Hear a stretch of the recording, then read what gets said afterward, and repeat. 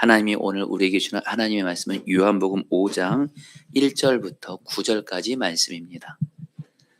그 후에 유대인의 명절이 되어 예수께서 예루살렘에 올라가시니라. 예루살렘에 있는 양문 곁에 히브리 말로 베데스다라 하는 못이 있는데 거기 행각 5이 있고 그 안에 많은 병자, 맹인, 다리 저는 사람, 혈기 마른 사람들이 누워 물의 움직임을 기다리니 이는 천사가 가끔 못에 내려와 물을 움직이게 하는데 움직인 후에 먼저 들어가는 자는 어떤 병에 걸렸든지 낫게 되밀어라. 거기 38해 된 병자가 있더라. 예수께서 그 누운 것을 보시고 병이 벌써 오래된 줄 아시고 이르시되 내가 낫고자 하느냐.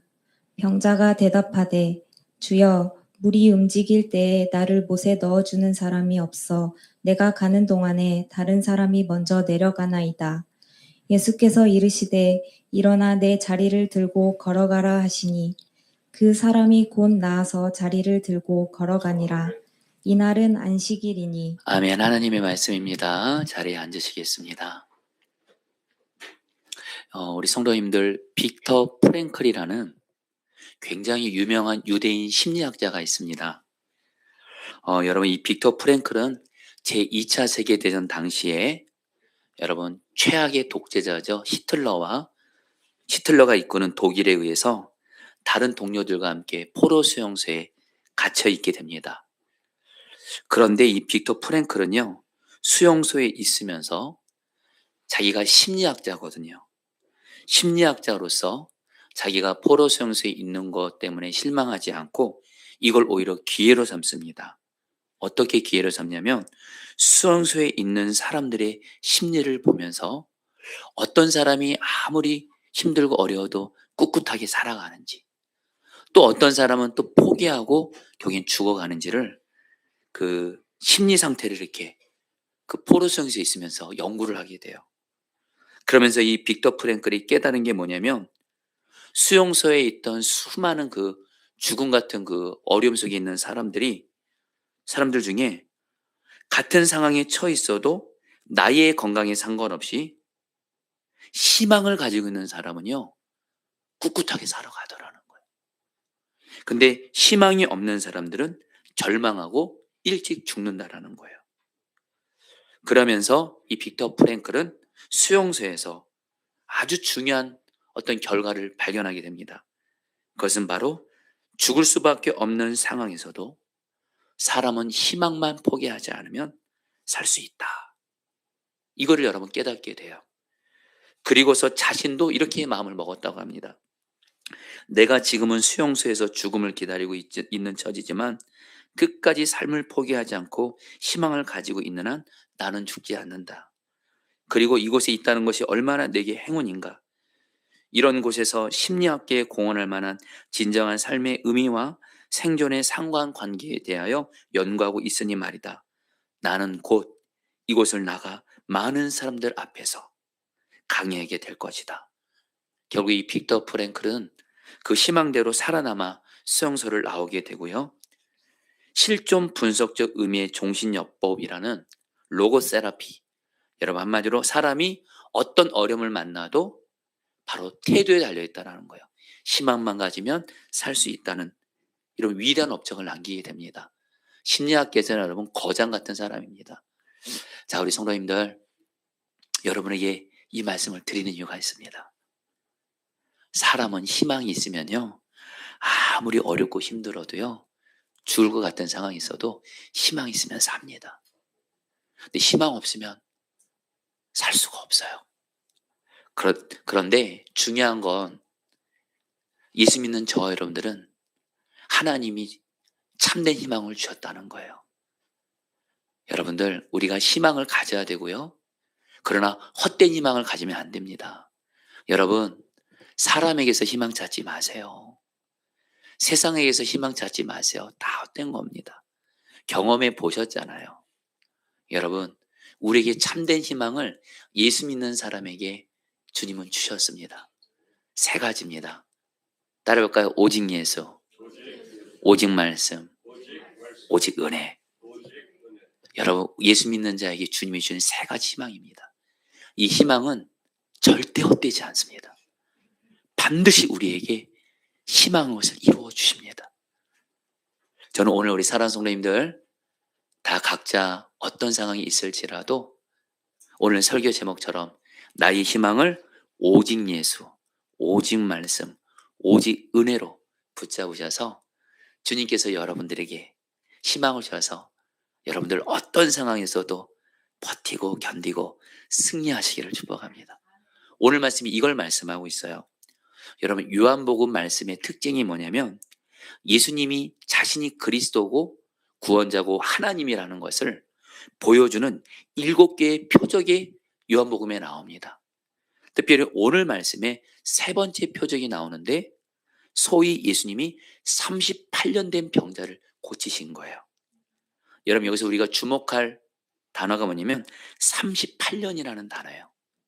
여러분, 이 38년이라는 이 시간은 어떤 시간이냐? 성경적으로 구약의 여러분들 이스라엘 백성들이 애굽으로부터 탈출해서 38년을 여러분 광야에서 방황을 했습니다.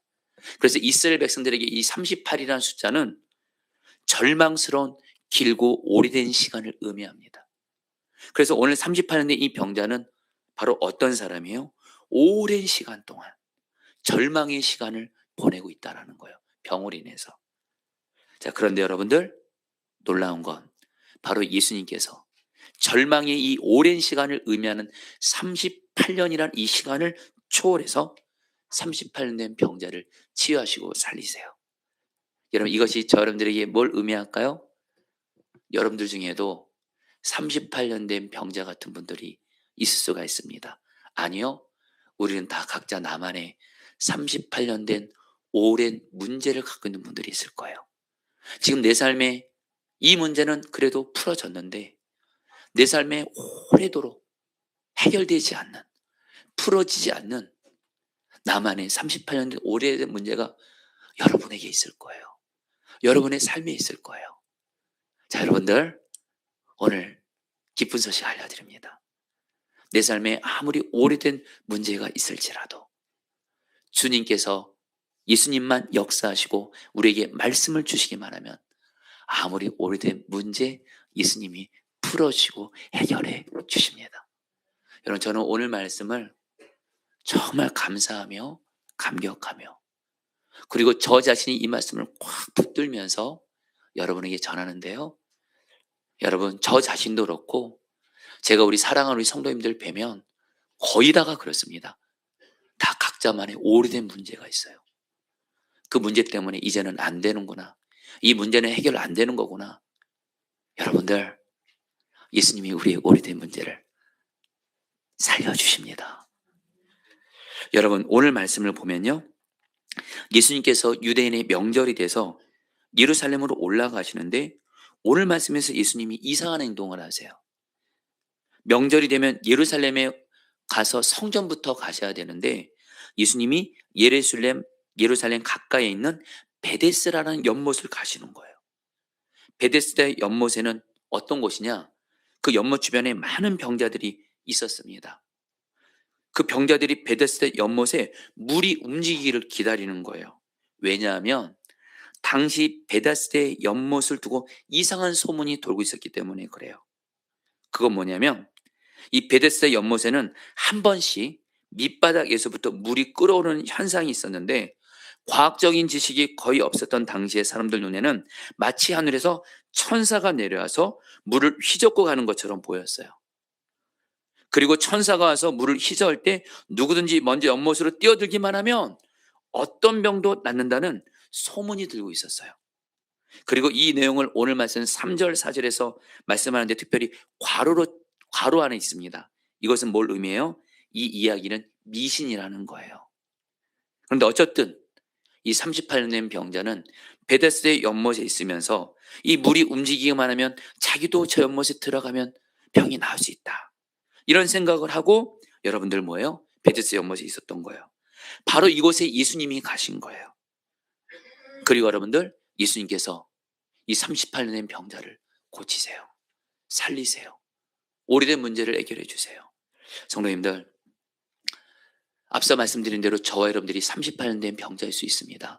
조금만 생각해 보시면요. 먼저 내가 예수를 믿어도 여전히 변화되지 않는 내 모습이 38년 된 병자일 수 있어요. 그리고 내 삶에 특별히 내 가족 중에 여전히 병으로 또 변화되지 않는 그런 가족들, 오랫동안 고통 가운데 있는 가족이 있는 분들도 있을 거예요. 그리고 또 어떤 분들은 물질의 문제든 관계의 문제든 직장의 문제든 나만의 38년 된 문제들이 있다라는 거예요.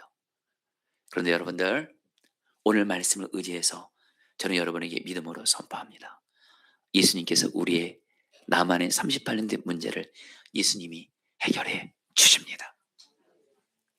여러분들, 그렇다면 어떻게 하면 예수님이 우리의 38년 된 오래된 문제를 해결할 수 있을까요?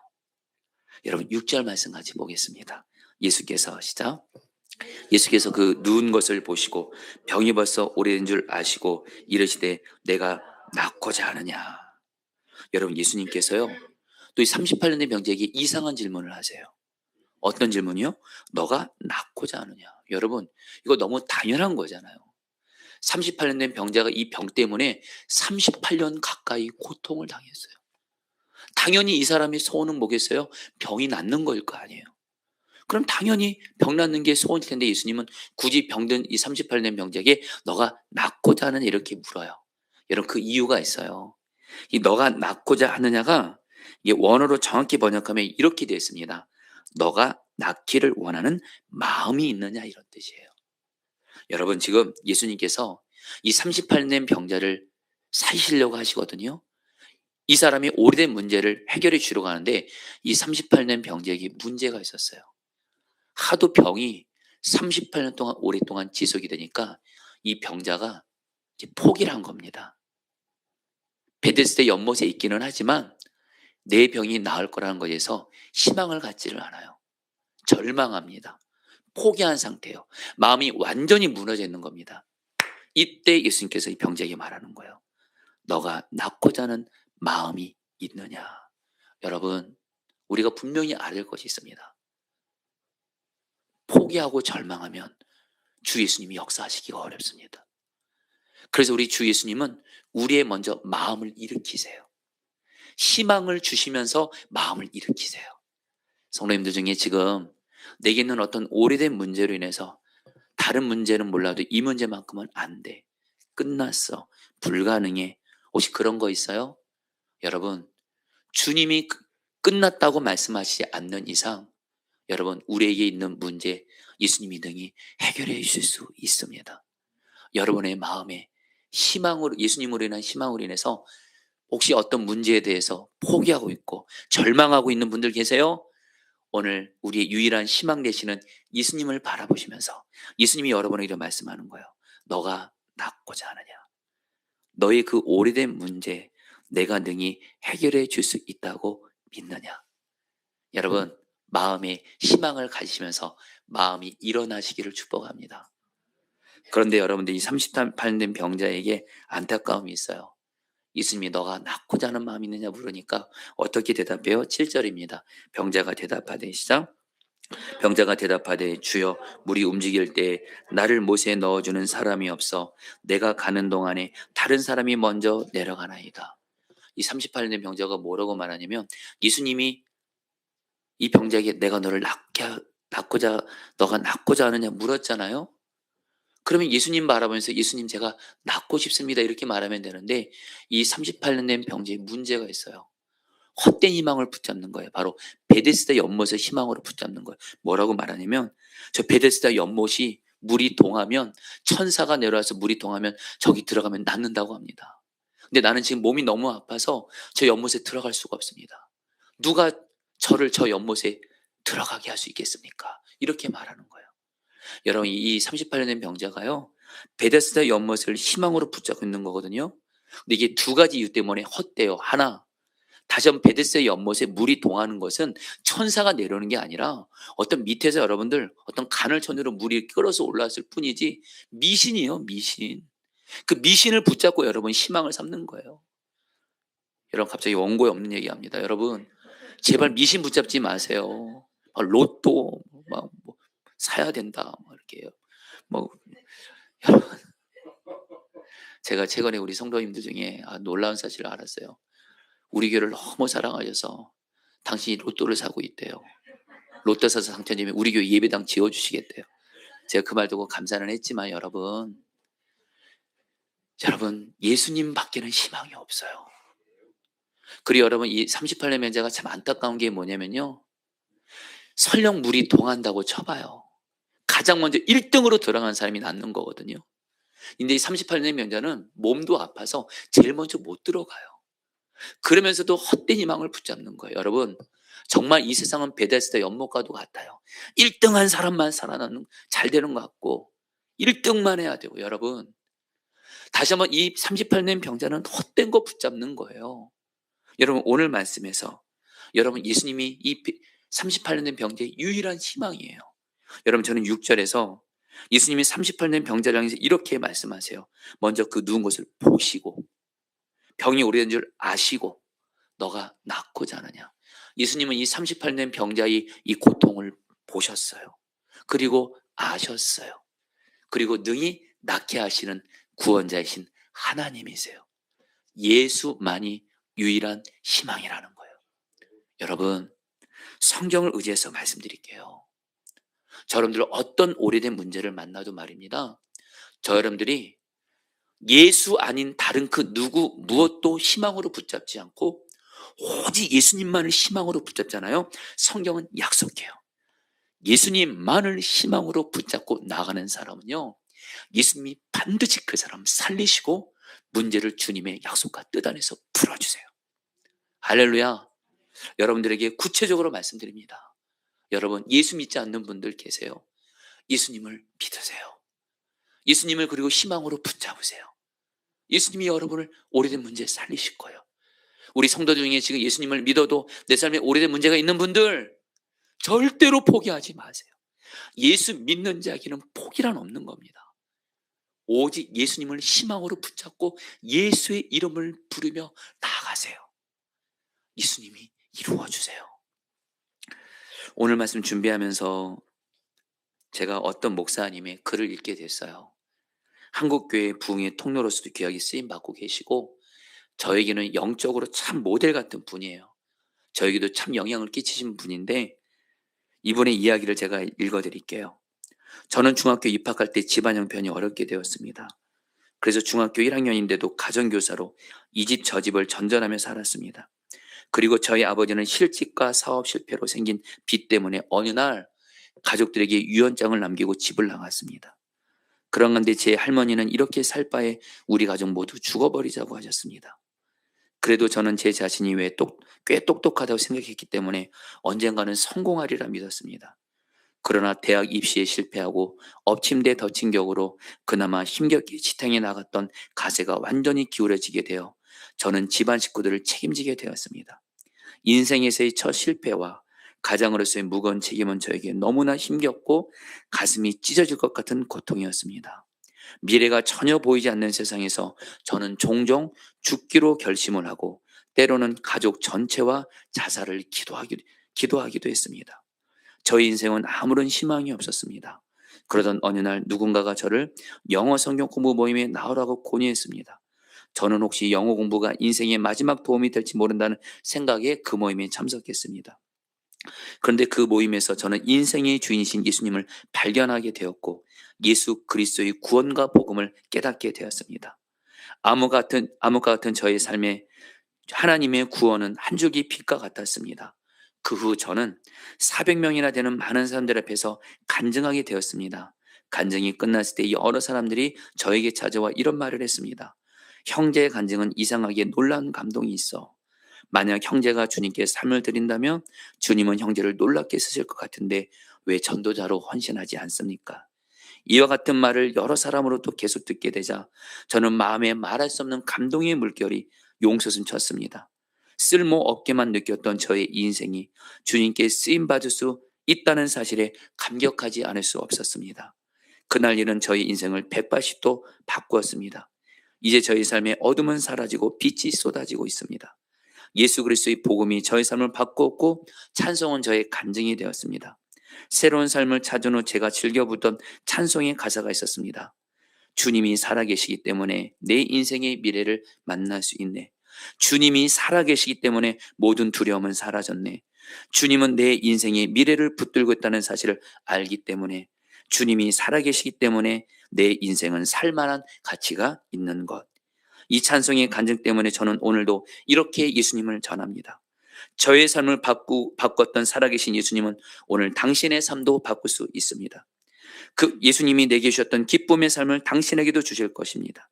나의 연약함에도 불구하고 나의 믿음을 지키신 부활의 예수님이 동일하게 당신을 지키실 뿐 아니라 하나님의 영광을 위하여 쓸모 있는 인생으로 우리를 사용하실 겁니다. 예수님은 죽음에서 다시 사셨고 지금도 살아 계십니다. 그 살아계신 예수님이 당신에게 기쁨의 삶, 희망의 삶을 약속하십니다. 여러분, 아멘입니다. 예수님만을 희망으로 붙잡으세요. 할렐루야. 그런데 여러분들, 오늘 말씀에서 우리가 예수님을 희망으로 붙잡는데 예수님께서 우리에게 그냥 희망을 주시는 것이 아니라 말씀으로 희망을 주신다는 거예요. 여러분, 오늘 말씀에서 이 38년 병자에게 예수님이 어떻게 낫게 하시는지 볼까요? 8절 말씀 읽겠습니다. 예수께서 이르시되, 시작, 아니 읽어주세요. 시작. 예수께서 이르시되 일어나 내 자리를 들고 걸어가라 하시니, 손을 따랐습니다. 이르시되 일어나 자리를 들고 걸어가라. 여러분, 오늘 말씀에서 이 38년 병자, 38년 동안 자기가 걸어서 일어날 것을 전혀 생각을 못했습니다. 생각할 수도 없었습니다. 그런데 희망이신 예수님께서 이 38년 병자에게 말씀으로 희망을 주십니다. 이르시되 자리를 들고 걸어가라. 여러분, 우리가 이 말씀이 어떻게 되는지 아세요?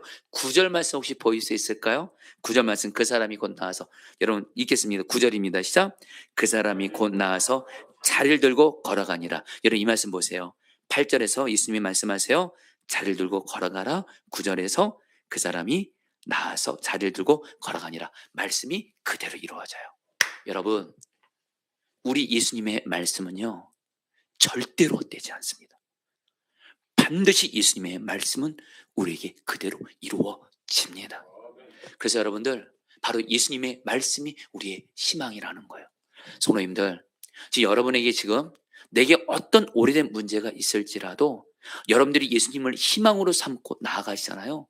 그런 가운데 여러분들 성경 말씀을 가까이 하세요. 다시 한번 여러분에게 간절한 마음 나눕니다.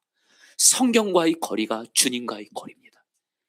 예배 때 말씀을 듣기를 사모하세요. 아멘이세요. 여러분들 예배 자리 제발 소홀히 하지 마세요. 내 기분 내키는 대로 예배 드렸다 안 드렸다 그러지 마세요. 어떤 중요한 약속이 있을지라도 예배만큼은 여러분들 타협하지 마세요. 왜요? 예배 때 주님이 나에게 말씀으로 희망을 주시기 때문에 그래요. 그리고 또 하나, 부디 개인의 삶에서 성경 말씀을 읽으세요. 읽고 묵상해 보세요. 반드시 여러분에게 내 삶의 오래된 문제에 대해서 예수님이 반드시 말씀을 주세요. 그리고 그 오래된 문제가 해결될 때까지 예수님은 반드시 말씀을 계속 주시는 줄 믿습니다. 말씀이 희망입니다. 아멘이세요. 여러분, 그러면서 오늘 말씀에서 여러분들 또 한 가지 희망이 나와요. 여러분, 오늘 말씀에서 좀 이해가 안 되는 것이 있어요. 오늘 말씀을 보면요, 38년 된 병자가 예수님 보시기에 예수님 앞에서 잘한 것이 하나도 없습니다. 왜요? 예수님이 이 병자에게 너가 낫기를 원하냐? 이렇게 말하니까 이 38년 병자는 뭐예요? 예수님을 붙잡는 것이 아니라 뭐예요? 베데스다 연못 붙잡고 저기 제일 먼저 들어간 사람이 나을 거예요. 누가 저를 좀 도와주면 좋겠어요. 예수님 붙잡지 않아요. 그리고 여러분, 또 38년 병자가요, 예수님이 38년 병자를 고치시고 나서 14절에서 예수님이 38년 병자에 이렇게 말씀하세요. 그의 예수께서, 같이 읽겠습니다. 14절입니다. 시작. 그의 예수께서 성전에서 그 사람을 만나 보라, 내가 났으니 더 심한 것이 생기지 않게 다시는 죄를 범하지 말라.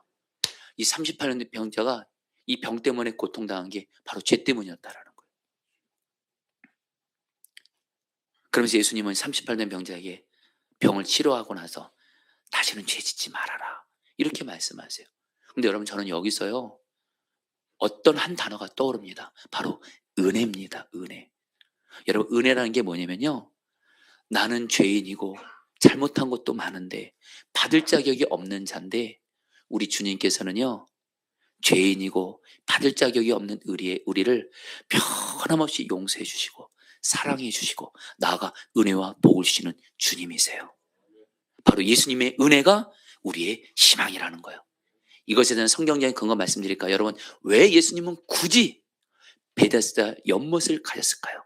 이 베데스다라는 뜻이 무슨 뜻이냐? 성을 따랐습니다. 은혜의 집. 은혜의 집이란 뜻이에요. 바로 예수님은 은혜의 집인 베데스다에서 진정한 은혜는 바로 누구시라는 거예요? 예수님이시라는 거예요. 38년 된 병자가 비록 죄를 지었고 잘못해서 그래서 하나님께 징계를 받아서 병이 생겼다 할지라도 우리 주 예수님께서는 여러분들 38년 된 병자에게 은혜를 베풀어 주셔서 그를 치유하시고 살려주신 거예요. 저는 이 예수님의 은혜가 우리의 희망인 게 너무도 감사합니다. 여러분 생각해 보세요. 저와 여러분들이 잘못한다로 죄진대로 우리 주님이 다 우리 심판하셨다면 여기서 지금 살아남을 사람이 누가 있겠습니까? 여러분, 우리는 오늘도 주님의 은혜로 살아가고 있는 줄 믿습니다. 여러분들 꼭 기억하세요. 내가 어떤 잘못을 하고 죄를 지어서 내 삶에 어떤 어려움이 생겼을지라도 여러분들 오직 은혜를 희망으로 붙잡으세요. 내가 아무리 잘못되고 내가 아무리 실수하고 내가 아무리 죄지어서 내게 어떤 어려움과 어떤 큰 어려움이 생겼을지라도 예수님은 변함없이 나를 사랑하신다. 여전히 내가 회개하면 용서해 주신다. 그리고 반드시 은혜로 나에게 은혜와 복을 주신다. 이게 바로 진짜 예수님 잘 믿는 거예요. 할렐루야. 여러분, 오직 은혜가 우리의 희망인 줄 믿습니다. 이제 말씀을 마무리합니다. 여러분, 저도 오늘 말씀을 통해서 저를 돌아보게 됐어요. 그러면서 여러분들, 저에게도 여러분들에게 이미 나눴지만 저에게도 오래된 문제 한 가지가 있습니다. 여러분 좀 잘 이해해 주면서 받아주시면 좋겠어요. 저는 항상 설교를 하면 저에게 적용을 하다 보니까 여러분, 저에게는 제 아픈 아내가 오래된 문제와도 같았습니다. 4년 전에 아내가 저한테서 말합니다. 도저히 살 수 없을 것 같다는 거예요. 이러다 죽을 것 같다는 거예요. 그리고 가족들은 사랑은 하지만 가족들을 돌볼 힘이 하나도 없다는 거예요. 결국 여러분들, 그래서 아내를 여러분 가족을 떠나서 집을 떠나 요양을 보내야 됐어요. 여러분, 저는 그때, 그리고 어느 날입니다. 제가 지금도 잊지를 못해요. 아내가 너무도 심각해지면서 아내 본인도 자기도 못 살 것 같다는 거예요. 그러면서 아내 상태가 너무 심각하면서 여러분들 정말 제가 그때 너무도 큰 어려움을 겪었습니다. 저와 저희 가족 전체가 제 아내가 잘못될 것 같아서 큰 어려움을 겪었습니다. 그리고 그때 그 아내 상태가 얼마나 심각했는지 여러분, 제가 사실은 포기를 했습니다. 이러다 우리 아내 끝나는 거겠구나. 그랬던 적이 있었습니다. 그런데 너무 감사했던 것이 있었어요. 그날도 변함없이 매일 성경은 읽고 있었어요. 성경 말씀을 펼치는데 저는 그 말씀을 잊지를 못합니다. 주님께서 너무도 분명하게 성경 말씀을 통해서 너 눈에 보이는 대로 반응하지 말고 내가 준 약속 내가 반드시 이룰 것이다 하면서 제 아내를 회복시키시겠다고 약속하는 거예요. 네 아내는 회복돼서 반드시 집으로 돌아와서 가정으로도 돌아오고 교회로 돌아온다. 이 약속을 주신 거예요. 그래서 여러분, 그때 제 마음에 포기했던 제 마음이 일어나기 시작하더라고요. 그리고 그때부터 여러분, 저는요 매일 성경 묵상이요 저희는 생명줄이에요. 매일 성경을 묵상하잖아요. 주님은 계속해서 제 아내를 회복시키고 집으로 돌아온다. 이 약속을 주신 거예요. 그리고 여러분에게 말씀드린 대로 저는 작년 말에 제 아내가 돌아왔잖아요. 그리고 여러분, 너무 감사한 게 있어요. 비록 여러분 제 아내가 아직 교회까지는 아직 못 돌아왔지만 제 아내는 정말 4년 전만 하더라도 자신도 살 수가 없고 가족들 돌볼 수도 없고 이러다 나 죽을 것 같다고 말했던 사람이었거든요. 가정으로 돌아와서 6 아이들을 한 명 한 명 돌봐주고 있어요. 참고로 여러분, 요즘에 하영이의 머리 스타일을 봐주세요. 아주 이렇게 엄마가 봐주고 있어요. 여드름도 엄마가 다 짜주고 있고.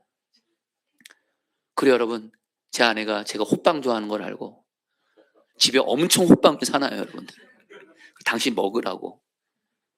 여러분들, 저희 가정이 이게 기적인 줄 아십니까?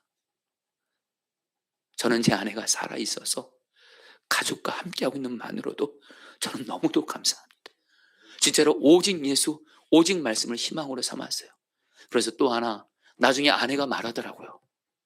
자기가 이렇게 아팠던 이유가 여러 가지가 있었는데 그 중에 하나가 사실은 당신 때문이었대요. 저 때문이었대요.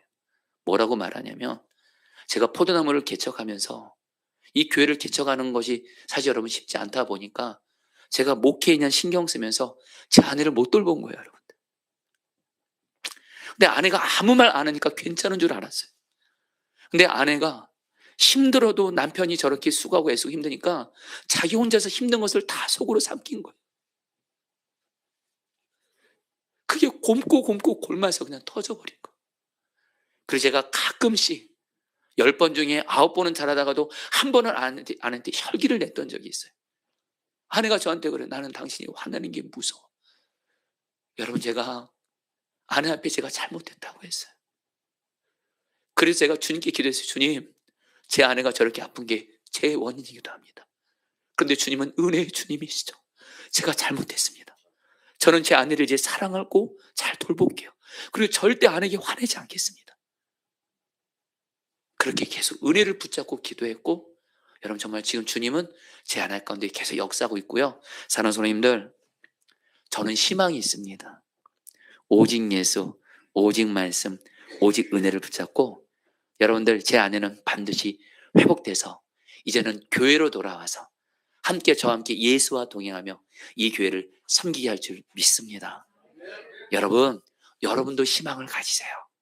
따라합니다. 오직 예수, 오직 말씀, 오직 은혜. 할렐루야. 반드시 희망을 이루어 주십니다. 우리 같이 함께 찬양하겠습니다.